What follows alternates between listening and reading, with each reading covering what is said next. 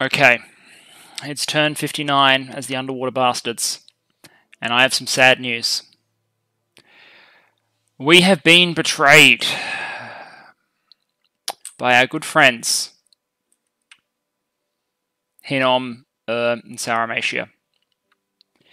Now, to be fair, the only reason I know about this is because when asked, they confessed to what had happened.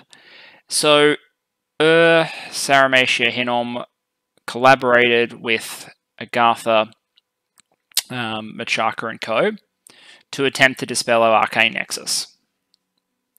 That, as an action, is directly contrary to the Treaty of Lanka. Now, the defense that's been put forward is, oh, we forgot that we couldn't do that, basically.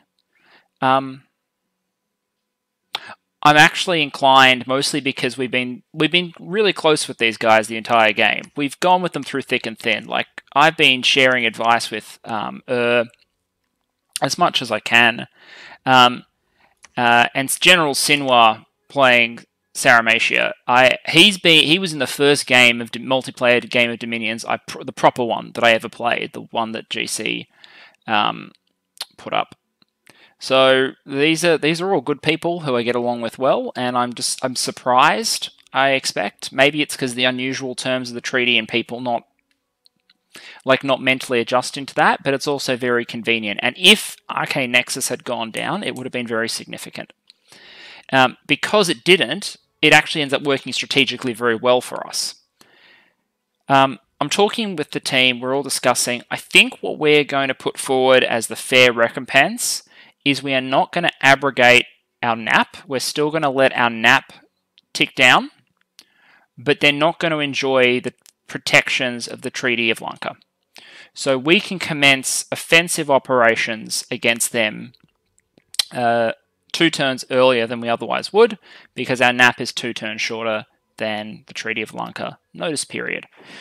We still can't win the game before the Treaty of Lanka expires, because we have no solid evidence that Team GC was involved, which means technically that treaty still acts until they're out of it and there's no more active participants. So we can go to war with Saramatia, Hinnom 2 turns early, but we can't win the game until the Treaty of Lanka ceases, otherwise we'd be breaching our obligations to Team GC. Nor can we attack Team GC, Team Ice Ice Baby, which for us realistically means fighting Pangaea until that treaty's up. Now, because of that, we kind of now know what the rest of this game has to look like. And we've done the classic over-planning Perun thing, but this time, thankfully, with an entire team behind me, to check my stupidity, check my numbers, and come up with some pretty zany ideas of their own, which we have combined into a beautiful whole. So suffice to say, every piece of item production, every piece of gem expenditure, every army movement for roughly the next 4 or 5 turns is now planned out. And here is the general basis of what we are intending to do. Once the offensive commences, as I've said before, Theridos will surge forward into Hinnom, take as much land as possible. The focus is on locking down these 2 forts and trying to reduce Lanka, as well as creating a barrier in the center. But really, taking Lanka is important because that's a scary teleport location where you can gateway armies and do that sort of thing, and it's right by our throne. That needs to go.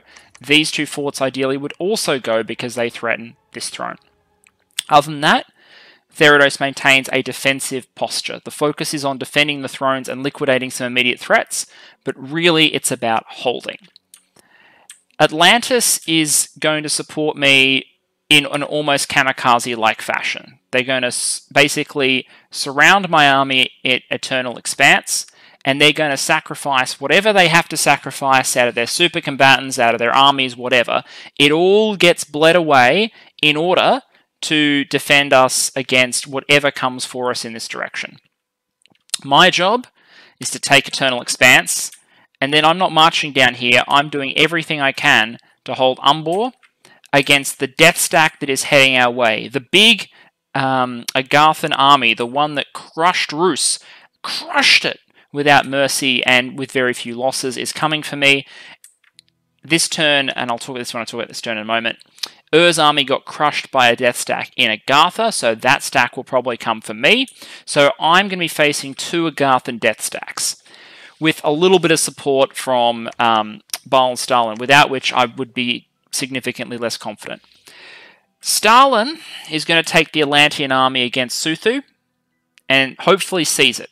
If we can do that, if we can take the Agarthan thrones, take Suthu, hold everything else we got, that's it, we win.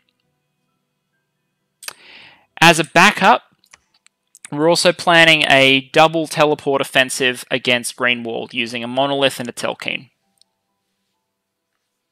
The idea being that the Telkeen will give some an extra layer of like resistance, essentially, because you'll have to build something that can kill a Monolith and you'll have to build something that can kill a Telk. Those two things are not identical. And you'll need to spend gems twice, you'll need to be able to run your script twice, and you'll need to not know what you're going to face first and then second. So using both in concert should be better. I don't know what the Russian army here is. I'm going to go to Vanheim and get the intelligence there. So yeah, that's where I'm at right now. I'm a little bit down because I know it's a game, right? But at the same time, I take agreements really seriously in this game because I think credibility is everything, and no individual game is worth damaging that. And it sucks that some people who are really like top people, and who we have stuck with pretty well. Obviously, the elves are the ones that we have done the most favors for and back. But if you had to say who are our biggest colleagues after the elves, it'd be these guys over here. And if they'd been willing to stick with us, we were going to share Arcane Nexus with them. That's how close we were. Admittedly, that would give us a chance to spiral ahead a little bit further, I think. This is probably more in their interests, I suppose. But it was a legitimate offer, and we would not have extended it to Team Ice Ice Baby. Anyway, let's talk about this turn. Items, items, items. Construction 6, which I need. Thaumaturgy 8. Claimed. Troll King's Court. Troll King's Court gives me my first Earth 3. Combine that with Earth Boosts and a Bloodstone and a Staff of Elemental Mastery, and I can go all the way up to Earth 6, which I am going to need. Great. Oh wait, I can cast Teleport, is over here. This is Thalmus the Magnificent. You'll see more about what I've got planned for Thalmus soon. Then there were a number of battles. Agartha tried to remote attack Atlantis and failed. And then Agartha attacked but was defeated. Oh, so this army didn't get crushed. I thought this army got crushed. Apparently not. Maybe it got crushed later. Oh, yeah, okay, I see what happened. So Agartha sallies out. Let's look at both of these battles. Sorry, I was very confused for a moment. So Agartha sallies out with what? Oh. Oh. Boy, you're about to get earthquaked in a cave. By a twice-born oracle. Did he just get paralyzed? He just got stunned. That's nifty, actually. Did that rout him? That routed him! Oh, man! What are the odds? What are the odds? Oh, I almost feel bad. Meanwhile, huge line of infantry, buff casters in the back, and Jilly G, the Urmahulu, Lulu, wearing a ring of wizardry and a ring of sorcery. Jesus. Somebody kill this guy and take his stuff. Air 5, Earth 5, Astral 7, because he's wearing 140 gems worth of boosters. Cool. Not seeing signs of any buffs yet. I mean, we've got Growing Fury and Howl. That's an interesting combo. So we've berserked the entire army. Or we're berserking the entire army. Which is interesting. That's a Wailing Winds counter. So they've scripted that because they expected Wailing Winds. And they cast a lot of elementals too. Huge pool of mages back here, including, I'm sure, some Enkidu Shaman. Yes, I was going to say Enkidu Shamans with a big nature complement. Yeah, Enkidu Shamans Good mages, guys. Nature 5 on this one, not messing around. Like, there are some... They're normally Nature 3, and they can random Nature 4. So either that one's been empowered, or it's hit the 1/3 and then 2.5%. So really good luck to him if he's actually managed to land that naturally. Otherwise, if he's empowered, whatever. So that trap didn't work. That Oracle could have done earthquakes that do 20 damage because it's a cave. Enkidu can get hurt by repeated earthquakes, and things like Galas are still very vulnerable too because they got no protection and only 19 hit points. So that might have done some damage. You'll also notice there's very shit defense skill in these units, but it didn't happen. Beratos, nah. Machaka is raiding us underwater. Respect. What have we got? Anti-magic, water breathing, obviously. Armor of Knights, Dragon Helmet, Skull Staff, and is this going to be skeletons? Yep. It's going to be Skelester Ming our PD. I got to actually pay that. That's legit. But that's huge risk. Huge risk. If we hadn't routed off there at the end, huge risk. Because he only killed... In the end, he only killed 4 of the 6 Shark Tribe Tritons. So maybe he got off another cast and killed them. And then everything routed. But oof, that was close, and respect for it working. Caverns of Tog, us just pinging the trolls. And, okay, and here is where gets wrecked. Sorry to spoil the battle, but here is clearly where gets wrecked. 2 Shamans, 2 NC, 3 Gurus. So it looks like some of the Gurus survive, some of the Galas flee, and then almost all the troops die. What from Agarthan? Oh, nothing dies. Oh no. Oh no, Foxy, what happens? Well, here's the death stack. So what have we got? Zardol's the Monolith. 4-4-4-4-4-5-8-5. Which makes sense given their Hellish Bless. We've got Howl cast by Agartha. Okay, so we now have Protection 15 Umbrals. Which is horrifying. Because they're all Marble Warriored. We've got the Magma Kids are also being done like that. Oh, and then the Shadow Blasts and Bolts. Okay. Meanwhile, we've got... Oh, and now we're Fog Warrior too. Great. And now we've got the Stone Throwers on the walls. So, doing... So with unlimited ammo Boulder Throwers on the walls, those Ancient One Stone Haulers will do damage. But it just looks like there's going to be a mosh pit. And the Enkidu just have nothing to deal with these ethereal enemies that they're facing. They don't have particularly good stats to begin with. The ethereal is 75% defense. The 15 protection isn't necessarily a problem for Enkidu. They hit so hard that 15 prot, all that's really doing is reducing their damage, but they're still going to take some. The Howl is going to annoy their mages. Howl is on both sides, by the way. All their units are going to die because they're berserked. Meanwhile, all those Blade Winds were probably killing guys because they're not wearing hats, so whenever there's a head hit, it's doing full damage.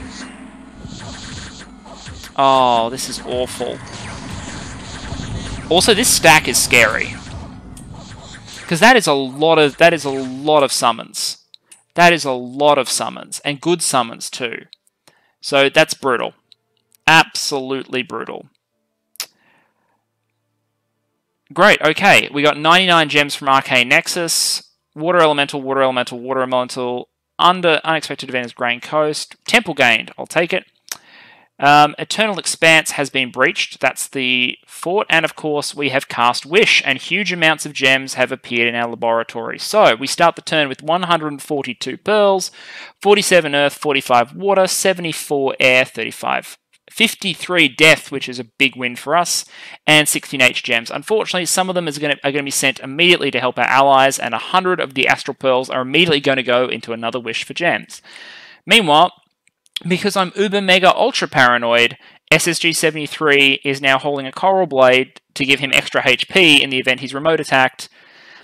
And I have a spare Gleaming Gold Shield for the moment that was in my thing, so there's no reason for him not to be holding it. No one else is going to be holding it. So the crux here is that we have broken Eternal Expanse. We need to get inside now. We're lucky. We have one turn in which McGilly, who didn't storm the fort and thus survived, is going to be holding down this fort. So Agartha has to get out. 1, 2. That gives us enough time to get inside the fort by seizing it, which we will do. This force is basically my main old force combined with a few extra troops, so it's actually quite strong. Got a lot of mage provision.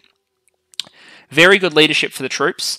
I'm just going to need to make sure I'm scripted so that I can deal with a monolith teleport should the monolith decide to teleport on top. Meanwhile, I'm just being screened by these basalt kings, and I'm here for it. I'm very grateful for it. Meanwhile, I have to come up with the defense plan. Everyone else has got a plan on how they're going to attack. What I need to figure out is how I'm going to hold Umbor 194. And we're going to go into that more a little bit next turn, I think. The answer is, if this is like the active duty elite army of Pelagia, we're going to pull together the troops being driven to the front by taxis in World War I to defend Paris kind of scenario. We're going to pull all our lab rats, we're going to put a militia together, and we're going to hold using an army of the everyman that we sort of throw together in response to Agarthan aggression. So there we are. I don't want to dwell on turn 59 if that's okay. The diplomacy of the turn's pretty exhausting, and what you haven't seen off screen is just how much planning is going into getting our movements and our SCs and our items all secured. Actually, I might chop that in after this episode, just to show you some of what we've been doing. But yeah, other than that, the plan is now set. That's the one thing that causes me to relax. Almost all of our movements, I just need to refine the defense of 194. Other than that, all our movements for the next 4 or 5 turns are now pretty much set. And you'll now get a chance to see them play out. I'll talk through my thinking, but unless something dramatic happens, I think we now know how we're going to proceed. If it works, we win, and if we fail, then we have a really good plan on how to transition into economic warfare that includes getting our second Wishcaster up. For the moment, we're just going to keep wishing for gems to get that short-term infusion, but if it looks like our rush isn't going to work, and we'll know that within a couple of turns, we will transition to getting first to second Wishcaster in the water, probably the Stargazer. That'll get our gem engine up to, we'll probably be generating about 350 gems per turn from our globals and our Wishcasters. And then we'll need to get a secondary production site on land to get some golems geared up as our tertiary Wishcasters. But anyway, that's turn 59. Underwater Bastards are going onto the offensive. I'll see you in turn 60. Okay, so this is part of the Underwater Bastards insanity. This is the inventory of our current supply of super combatant chassis, what items they currently have, where the gaps are. So you can see that in the top left-hand corner there. It's mostly made up of Therodian units at this point. They're a mixture of Air Queens, Tel Kings, Fire Kings, Earth Kings, and Ultimate Smithing Minion, the King of Banefires, and a Tel King. Some of those are projected, some of those are chassis that have already been summoned. So for example, we don't have Anthrax yet. We're going to summon it, and we're expecting to have one more Fire King and one more Tel King before we go to war. And then we have a lineup of 3, 6, 7, 8, 9, and we will have 10 total Basalt Kings because we haven't been hammering Basalt Kings every turn. Haven't been able to afford it. What we've done is looked at every super combatant, where they are, assigned them a potential role, which you see in the suggested use column and the notes, sort of. Some as SCs, some for monodrop support, army killers, Crumblecaster. There's a couple of things there. We're still working on this. We've identified missing gear, and we've created the production requirements to fill out our SCs that you can see in the bottom left-hand corner.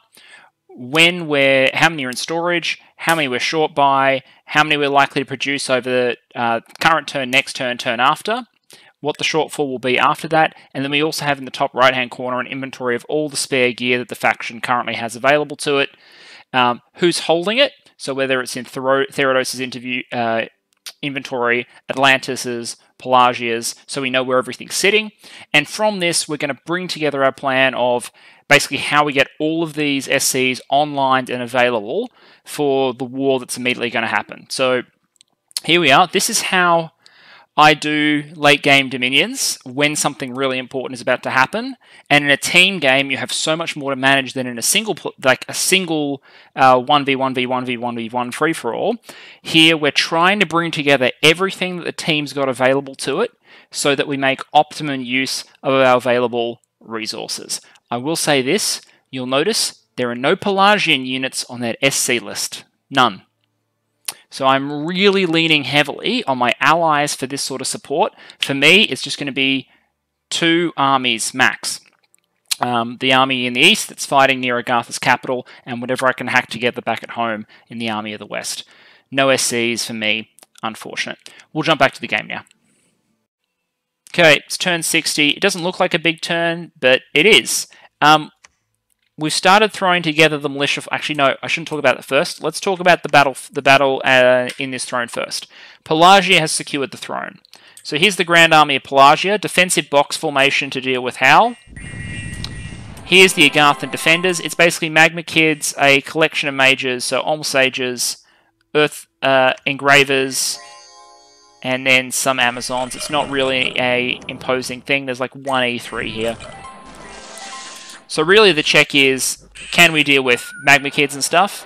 Again, didn't know what was in the fort, so we've gone all out. Also, our gem income support's going all out at this point, so here we are. We have lucky Fog Warriored regenerating turtles. Which ain't bad, really. Really annoying for a lot of enemies is going to be... There should be some back here. So the bugs that you create... I'm sorry, I love little tangents like this for little strategic insights into minions. The bugs created by Creeping Doom, some of them are flying, okay? Some of them are flying. Their weakness is they only have 1 hit point, but they have good defense skill. And some of them do, like this one, 1 armor negating damage. So they can hurt anything, hypothetically, and wear it down. If you take Ethereal, then in order to hit this thing, they have to beat the defense skill, which is high, and then the Ethereal. If you add Lucky, they have to beat the defense skill, the Ethereal, and then the Lucky. You increase their survivability another 4 times. So what we've got, the regeneration doesn't help them, but this is a surprisingly tanky unit. So for a 1 hit point thing, you have to hit it 16 times more than you think you normally would in order to kill the thing, or around that. It's compounding defense, and it can make these bugs distract units and mages for a very long time, as well as hit and poison them. They're still vulnerable to AoE magic, but you can see they're poisoning these guys, they're keeping them distracted. Meanwhile, we're now flying, by the way. Yes, I used mass flight. Commanders are back here. Nice little communion that won't burn out.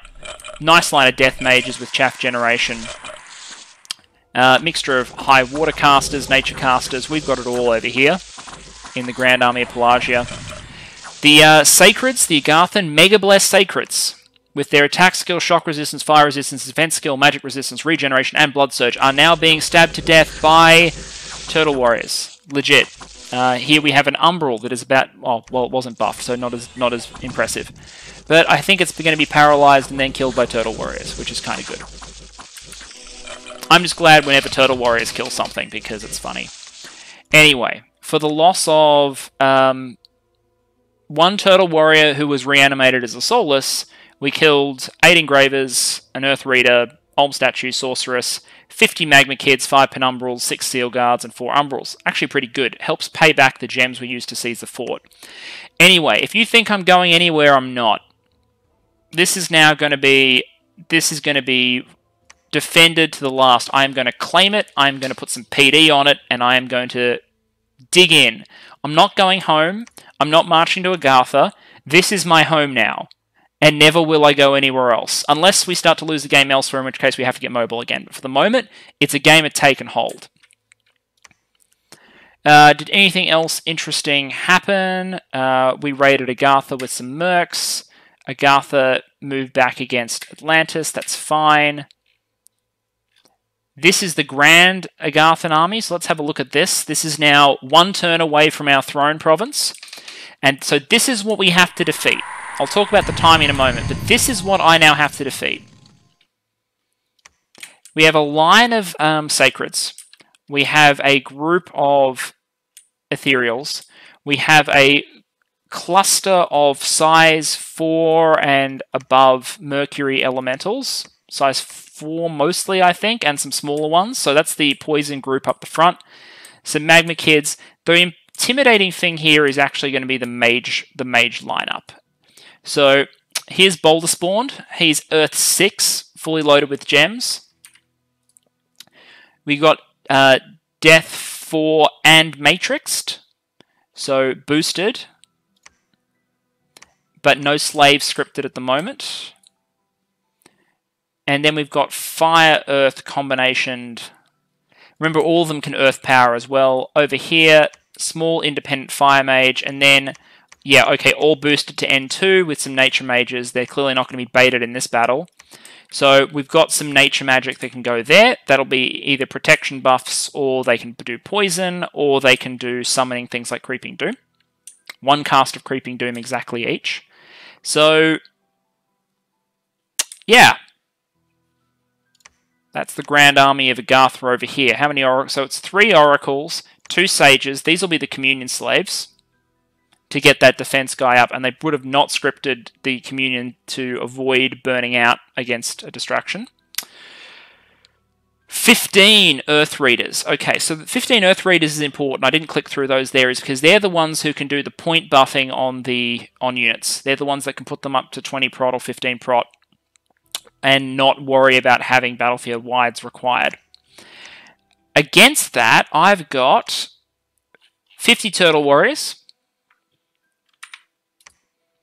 There's 40 more Turtle Warriors over there. So yeah, I got about 90 Turtle Warriors.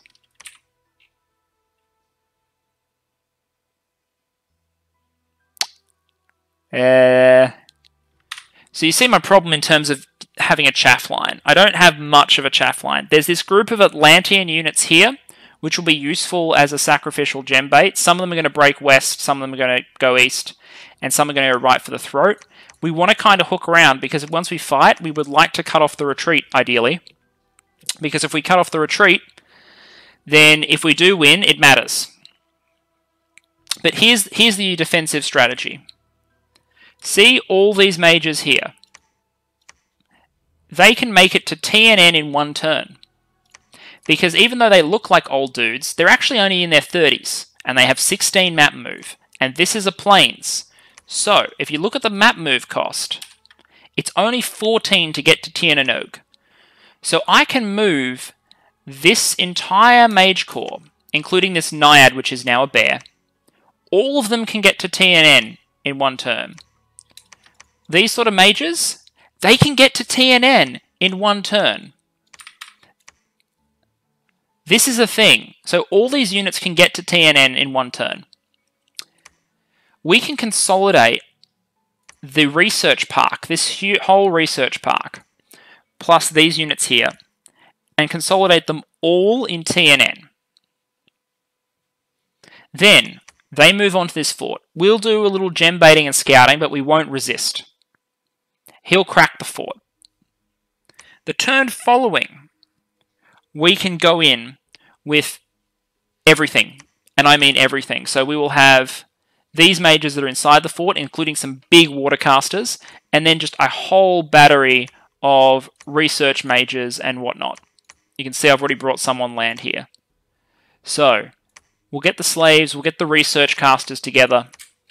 We'll move everything we need in. We might teleport a few extra things in. I'm actually considering bringing the Pearlsmith over by teleport, just to group as much as we possibly can into position, and then we will be able to throw him off before he can storm.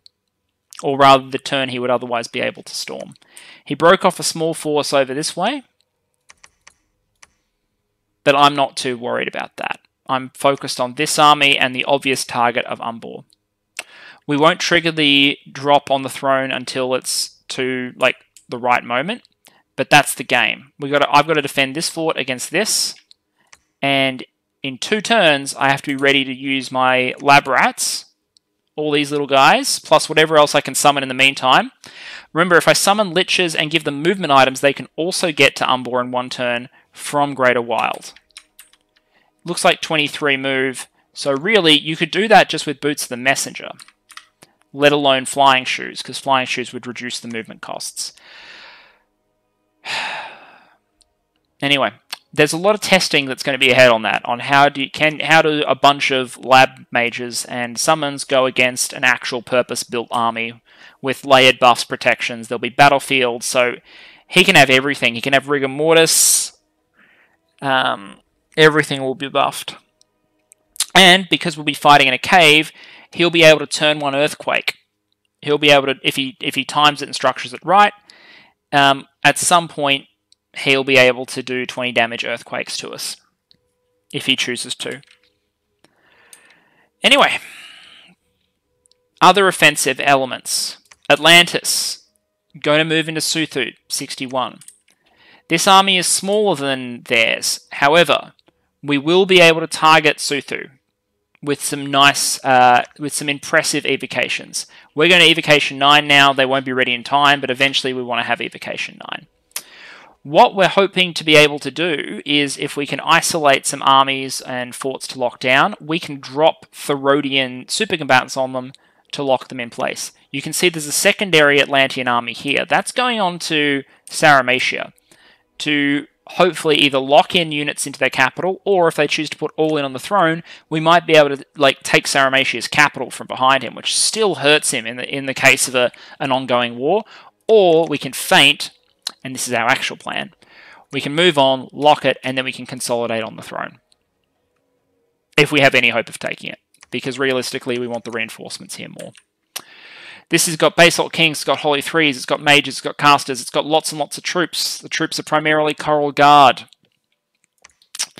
It's good stuff, ready to go. There'll be a small defensive effort in the water to hold off because they appear to be creating mermen. If they put mermen and a couple of water mages in the water, they might be able to take some provinces, and Whalewind water is pretty valuable, so we might have a little bit of a defensive presence. I don't want them to lose. We don't want to lose these provinces and their temples, most importantly. If we do lose them, then they'll lose commanders and potentially armies to our vengeful water. But we'd still rather not lose the temples and almost 300 gold worth of income when that's being so successful, you can see, in Dom pushing onto land. We're really getting there in terms of Dominion. Anything else to talk about? Yeah, okay, so Niflheim and Pangaea are confident this throne is now held, and looks like they are basically deconstructing what is left of Machaca and possibly threatening us. But this is so far away from my throne that, to be honest, if they want to attack Gnome Peaks, then I'm just going to put gems on all of my lab rats and go down fighting. Or, if I'm being really annoying, I might even just run the turn before he can attack me with all these guys, and just leave Gnome Peaks to him. It's done its job. Nothing more needs to be done there. So that's that. Anything else I need to do this turn? I don't think so. We reconquered the province that was raided. We talked about Eternal Expanse. Arcane Nexus did 144 gems this turn. Some of that's us, and we're just increasing our gem count, and some of it is because our enemies, now they know that their dispel has failed, they're just spending all their gems again, which is to be expected. Anyway, turn 61. So turn 61 will be next, and when turn 61 arrives, we'll be at war. See you then.